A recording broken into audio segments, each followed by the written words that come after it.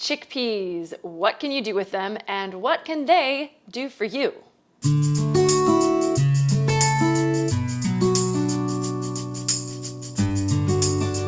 First of all, chickpeas, sometimes called garbanzo beans, are actually a legume. You can buy them in a can already cooked, or you can cook them yourself from dry. Soak them overnight, drain the water, put them in a pot with some fresh water, and bring them to a boil and cook for a simmer for several hours or until soft. Or you can also cook them in an Instant Pot or a slow cooker. Cooked chickpeas can be added to soups or salads, or you can throw them in a blender or a food processor and make them into hummus, or you can crush them up and make a nice chickpea tuna salad.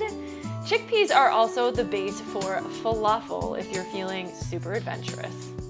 As a legume, chickpeas are categorized as both a protein and a carbohydrate, and they are very high in fiber. A serving of chickpeas is a half a cup and contains about 7 grams of protein and 4 grams of fiber, both soluble and insoluble fiber.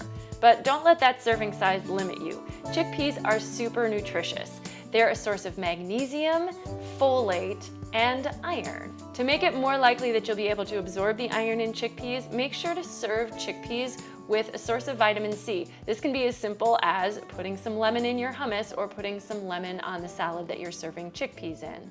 Legumes and beans, including chickpeas, are also known to be a good source of antioxidants. Not a lot of people are getting a serving of legumes in their diet every day, so if that's something that you'd like to start adding, I think chickpeas are a great way to start.